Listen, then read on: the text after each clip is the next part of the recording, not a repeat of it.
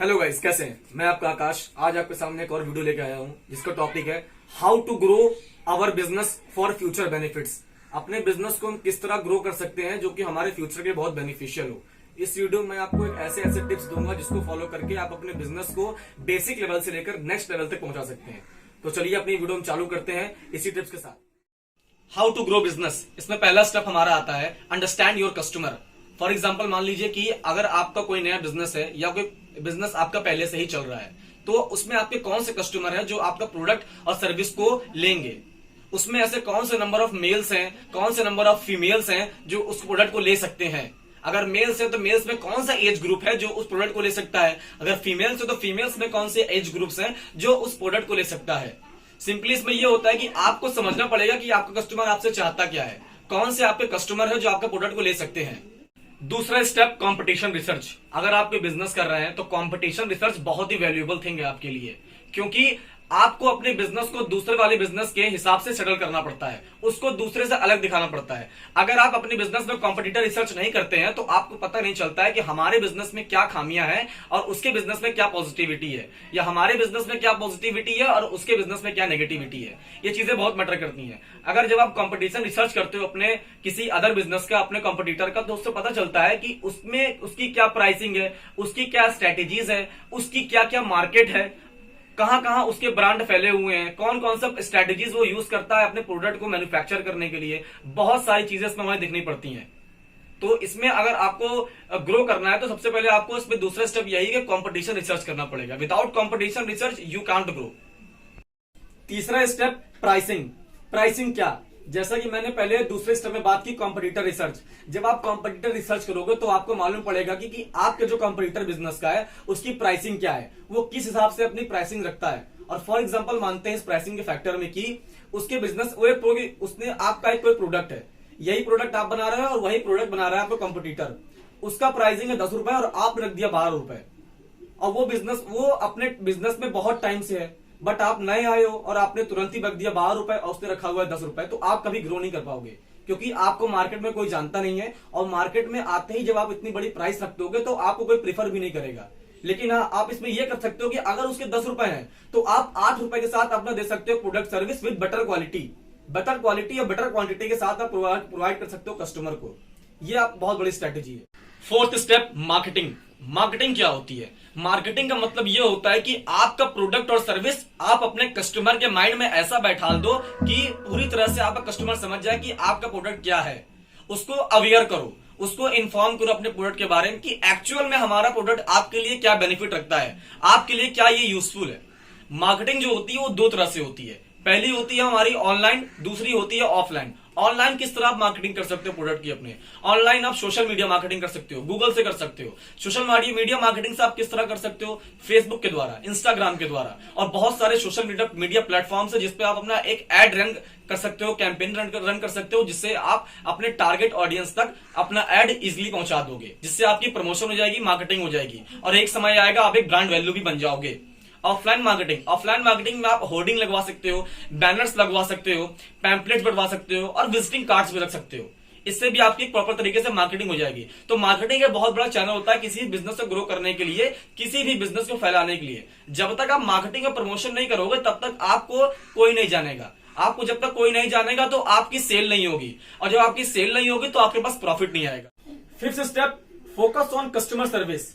जैसे मैंने बताया कि जब आप मार्केटिंग करोगे, जब आपका मार्केटिंग करोगे तो प्रमोशन होगा, और जब प्रमोशन होगा तो आपके पास आपके कस्टमर खुद ही आएंगे। जब आपके पास कस्टमर आएंगे तो आपको फिर फोकस करना होगा कि आप जो उनको सर्विस प्रोवाइड कर रहे हो। फॉर एग्जांपल अगर आपका रेस्टोरेंट है, आपने मार्केटिंग किया, प्रमोशन किया, आपके पास कस्टमर आपके आए, आप फिर क्या करोगे? उनको, वो रेस्टोरेंट में आएंगे तो आपके लिए ऑर्डर करेंगे। जब आप ऑर्डर करोगे तो आप किस तरह उनको सर्व कर रहे हो, क्या क्वालिटी है, क्या क्वांटिटी है, किस तरह आप उनसे बिहेवियर, किस तरह आप एक कस्टमर रिलेशनशिप मैनेजमेंट बना रहे हो, ये सब चीजें मैटर करती हैं। अगर आपको बिजनेस को ग्रो करना है तो ये चीजें जो कस्टमर सर्विस की चीज होती है बहुत ही मैटर करती है, क्योंकि कस्टमर ही आपका एक तरह से भगवान है।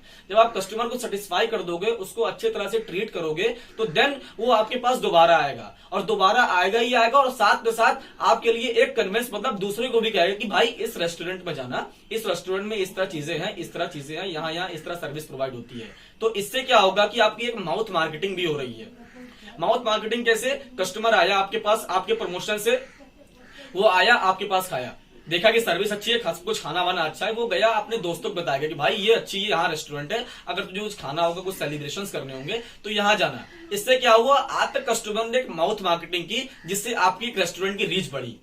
6th step, identify new opportunities. जब आपने देखा कि आपके पास कस्टमर आ रहे हैं, हमारी सर्विस भी बेटर है, कस्टमर्स हमारे खुश हो रहे हैं, तो अब आपको एक काम करना होता है कि मार्केट में करनी पड़ती है एनालिसिस कि मार्केट किस तरह से चेंज हो रही है, क्या ट्रेंडिंग चीजें मार्केट में आ रही है, क्या क्या इनोवेशन हो रही है, जिससे लेकर हम अपने किसी बिजनेस को डेवलप कर सकते हैं अपने कस्टमर के लिए।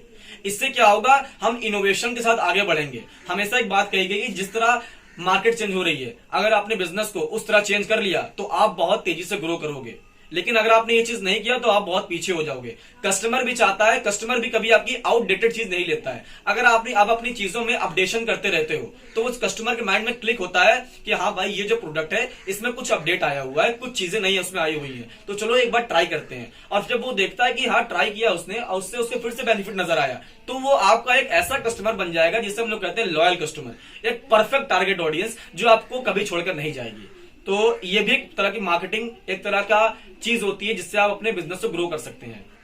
7वां स्टेप, री इन्वेस्टमेंट। जब आप देख लो कि हमको न्यू अपॉर्चुनिटीज फाइंड करनी है, अपने बिजनेस को ग्रो करना है, अपने बिजनेस को इनोवेशन के साथ बदलना है, तो आपको अपने बिजनेस में री इन्वेस्टमेंट करना पड़ेगा। कभी ऐसा मत करना है कि आपने प्रॉफिट कमाया और उसको पर्सनल सेविंग कर ली या कहीं उड़ा दिए। अपने बिजनेस को धंधे से कमाओ और धंधे में डालो। ये कहा गया है बात कि बिजनेस से कमाओ, बिजनेस में डालो, तब तुम्हारा बिजनेस ग्रो होगा। री इन्वेस्टमेंट करोगे अपने बिजनेस में तो आपका बिजनेस हमेशा ग्रो होगा। इससे क्या होगा? आप नई चीजें अपने बिजनेस पे ला पाओगे, अपने आप चीजों में कुछ एडअप कर पाओगे, अपने कस्टमर कुछ बेटर सर्विस प्रोवाइड कर पाओगे। तो मेरा यही कहना है कि हमेशा अपने बिजनेस में री इन्वेस्टमेंट करते रहिए। 8वां स्टेप, री मार्केटिंग। अब जब आपने देखा कि आपने अपने बिजनेस में री इन्वेस्टमेंट कर दिया है, तो अब आप उसकी री मार्केटिंग करो। कैसे करो? देखो कि जब आपने मार्केटिंग की थी तो आपका जो कस्टमर आपके पास आया था वही मार्केटिंग के तरीके से आया था। अब आप एक नई तरीके से मार्केटिंग करो। अपनी पुरानी वाली मार्केटिंग को छोड़कर इस वाली मार्केटिंग में कुछ नई चीजें ऐड करो और फिर से उसी टारगेट ऑडियंस, मतलब उसी कस्टमर को अपनी मार्केटिंग दिखाओ, उसी कस्टमर तक अपनी मार्केटिंग पहुंचाओ। देन फिर वो देखेगा कि हाँ भाई यहां से मैंने ये चीज परचेज की थी और यहां से एक और चीज आई हुई है जो कि हमारे लिए बेनिफिशियल है, तो फिर वो उसको ही परचेज करेगा।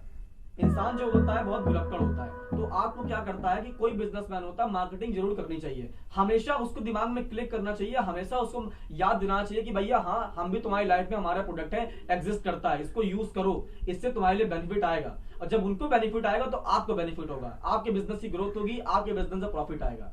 तो ये आपको करना चाहिए। 9वां step, sales funnel. Sales funnel क्या होता है?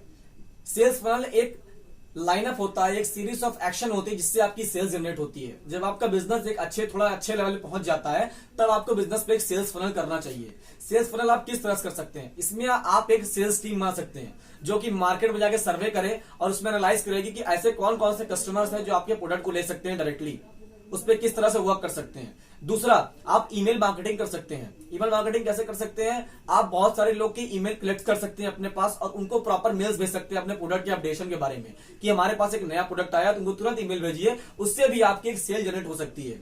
तीसरा, आप वेबसाइट का यूज कर सकते हो। वेबसाइट कैसे? वेबसाइट का आप यूज करके अपने गूगल के सर्च इंजन में डाल सकते हो और कस्टमर की उन क्वेरीज को उसमें डाल सकते हो जो वो आपके प्रोडक्ट के बारे में पूछते हैं।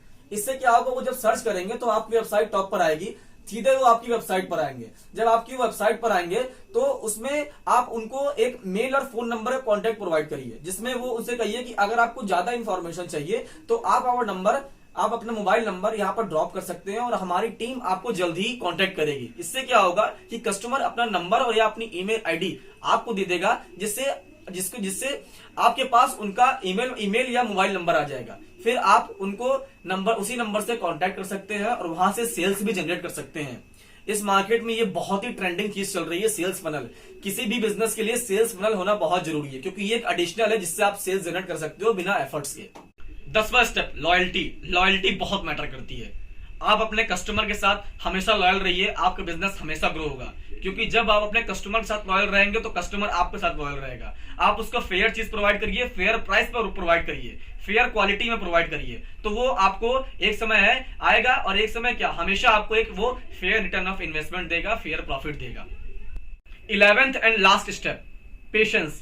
किसी बिजनेस को ग्रो करने के लिए आपके पास पेशेंस होना बहुत जरूरी है, क्योंकि जब पेशेंस आप करेंगे तो आपका बिजनेस धीरे धीरे, कोई बिजनेस होता है आराम आराम से ग्रो करता है क्योंकि वो मार्केट में जगह बनाता है, बिकॉज उसके बहुत सारे कॉम्पिटिटर्स होते हैं। तो कॉम्पिटिटर्स से हटने के लिए वो कुछ स्ट्रैटेजीज अपनाता है जिससे वो अलग होता है, तो उसको अलग होने में थोड़ा टाइम लगता है। अपने आप बिजनेस को थोड़ा टाइम दीजिए, जब वो टाइम एक्चुअल ले लेगा तो वो धीरे धीरे खुद ही ग्रो करेगा, और जब आप ग्रो करेगा तो आपको दिखेगा कि भाई हमारा बिजनेस ग्रो कर रहा है, देन आप उससे प्रॉफिट कमाओगे।